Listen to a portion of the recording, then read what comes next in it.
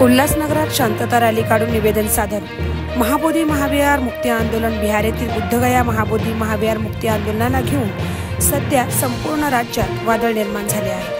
त्या अनुषंगाने आज उल्हासनगर येथे शांतता रॅली काढून महाबोधी महाविहार इतर धर्मापासून मुक्त करण्यासाठी निवेदन देण्यात आले। आज आम्ही शांततेत सारे समोर येत आहोत। आमच्या मागण्या मान्य न झाल्यास उद्याला उग्र स्वरूपाचे आंदोलन छेडले जाईल असा इशारा रिपब्लिकन पक्षाचे जिल्हा अध्यक्ष नाना बागुल यांनी दिला आहे। डॉक्टर बाबासाहेब आंबेडकर स्मारक ते चोपडा कोर्ट जवळून उल्हासनगर महानगरपालिका मार्ग प्रांत कार्यालय येथे रॅलीचा समारोप करण्यात आला। यावेळी शहरातील विविध सामाजिक राजकीय पक्षांनी मोठ्या संख्येने उपस्थिती दर्शवून एकीचे बळ दाखवताना दिसले। सदर शांतता रॅली ही भदंत आनंदा महाथरे यांच्या मार्गदर्शनाखाली आणि भंते गौतम रत्न महाथेरो व आदी भिक्खू संघाच्या प्रमुख उपस्थितीत संपन्न झाली। व्हिडिओ जर्नलिस्ट रत्ना सोनवणे, मी 24 तास, उल्हासनगर। बीटी ॲक्ट हा अंमलात आला। त्या बीटी ॲक्टनुसार खरं म्हणजे ते विहार आहे, परंतु मंदिर टेम्पल दाखवून त्या ठिकाणी 9 लोकांची ट्रस्ट कमिटी ही जाहीर केली। त्या ट्रस्टमध्ये 5 लोक हिंदू आहेत आणि 4 लोक बौद्ध आहेत। खरं म्हणजे कुठल्याही समाजाची वास्तू असेल, मंदिर असेल, चर्च असेल, मस्जिद असेल तर तिथं संपूर्ण ट्रस्ट हे मुस्लिमांचं असतं। चर्च असेल तिथे ख्रिश्चनांचं ट्रस्ट पूर्ण असतं आणि हिंदू असेल तर हिंदूंचं असतं।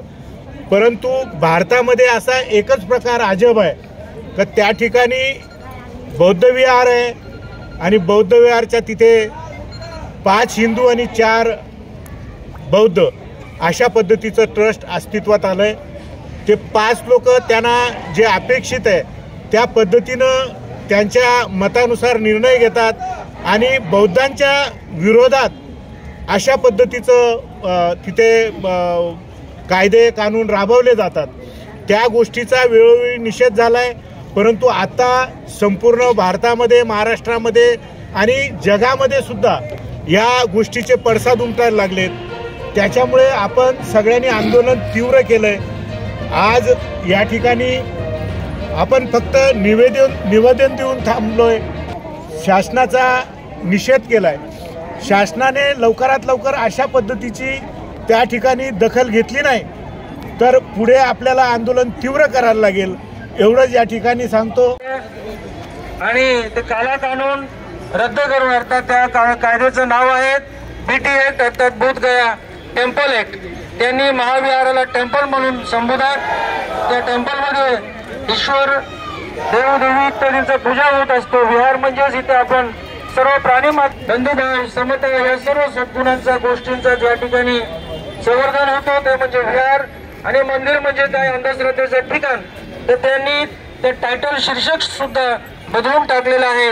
टेम्पल म्हणून आमच्या महाविहाराला ते आख्यायितात। म्हणून त्या ठिकाणी बीटी ॲक्ट 1949 भारतीय संविधानाचा आर्टिकल 15, आर्टिकल 25, आर्टिकल 27 आधार घेऊन आर्टिकल 15 मध्ये काय नमूद आहे, जर अशा कोणताही कायदा जो भारत संविधान लागू होण्याच्या अगोदरचा असतील तर 15चा आधार घेऊन ते कायदा जर अप्रासंगिक असतील, कुणाचा मूलभूत अधिकाराला हनन करणारा असतील, कुणाचा धार्मिक अनुशीलनाला हनन करणारा असतील तर आर्टिकल 15चा आधार घेऊन ते जुने कायदा रद्द करू शकतात। म्हणून या ठिकाणी बीटी ॲक्ट अर्थात बोधगया टेम्पल ॲक्ट बिहार सरकार आणि केंद्र सरकार दोन्ही मिळून रद्द करायचं आहे। ते आपण आता सक्षम आहोत। त्यांनी आता जे काही निर्णय घेत असतील त्या ठिकाणी त्यांचा निर्णय एका बाजूला, परंतु आपण आता बौद्ध बांधव, बहुजन बांधव जो आता 30-35 कोटीचा आपण घरात आहोत आपण। तर मित्रांनो, जर तुम्हाला आमचा व्हिडिओ आवडला असेल तर आमचं चॅनल सबस्क्राईब करा, लाईक करा, शेअर करा आणि बाजूला असलेला बेल आयकॉनवरती प्रेस करा, जेणेकरून तुम्हाला आमच्या चॅनेल्सच्या सगळ्या अपडेट्स प्राप्त होतील।